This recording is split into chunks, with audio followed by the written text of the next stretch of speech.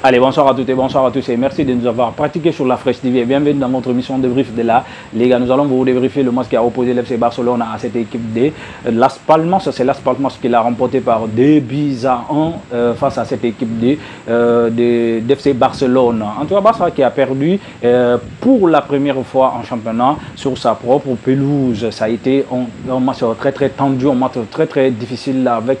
en tout cas, sinon, le constat qu'on a fait aujourd'hui, cette équipe commence à manquer de l'énergie parce que le fait d'enchaîner des matchs comme ça, on a vu avec chaque match avec beaucoup d'intensité, avec beaucoup de vivacité, on commence à voir que franchement les joueurs commencent à... Est-ce que ça n'a pas commencé et les joueurs n'ont pas commencé à claquer?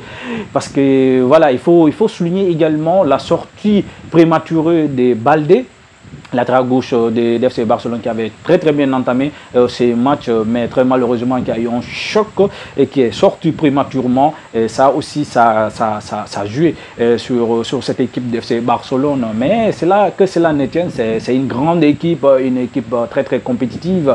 Donc on peut prévoir toutes les alternatives du monde et afin de gagner un match aussi important et puis surtout un match très piège, parce que c'est un match de piège, surtout contre une équipe qui était à la 17e minute après avoir gagné.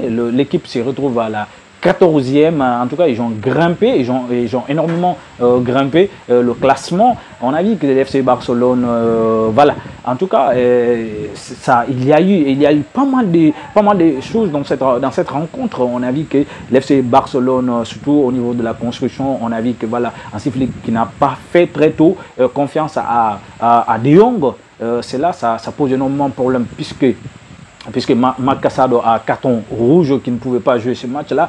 En tout cas, son remplaçant idéal, ça aurait pu être De Jong, mais cela n'a pas... en tout cas, peut-être que De Jong n'a pas convaincu l'entraîneur aux entraînements. On a vu également que Dani Olmo, depuis son retour de blessure, en tout cas, qui n'est pas à 100%, qui a besoin franchement de confiance et autres. Mais que cela ne tienne, ce match-là, voilà, FC Barcelone avait besoin de gagner ce match-là, franchement, mais je ne sais pas pourquoi Dani Olmo n'a pas joué.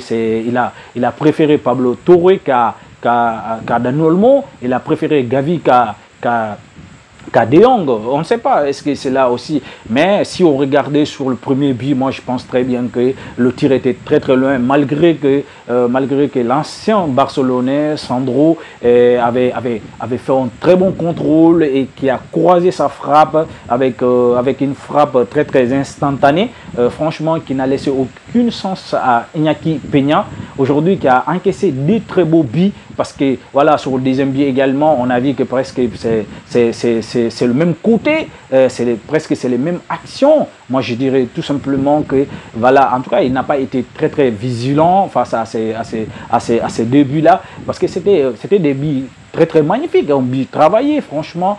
On a vu que voilà, avec ce système de remonter le bloc en haut, moi je pense très bien que ça, il va falloir que Barça essaye de revoir le système, parce que là, les gens commencent à détecter les faiblesses de FC Barcelone. Franchement, ça commence à taper les nerfs sur les culés, franchement, parce que d'enchaîner des défaites comme ça, d'enchaîner des défaites, des matchs nuls comme ça, ça ne va pas arranger cette équipe, parce que cette équipe a besoin vraiment de gagner des titres cette année-là, que ce soit la Ligue des Champions, que ce soit la Coupe du Roi, que ce soit en championnat, que ce soit la Liga. En tout cas, cette équipe a envie vraiment de prouver, car il y a des potentiels, il y a des potentialités, il y a des potentiels joueurs, franchement, qui peuvent répondre vraiment à toutes les alternatives, à toutes les attentes footballistiques.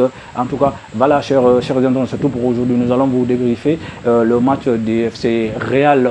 Voilà, ça sera dimanche demain, Inch'Allah.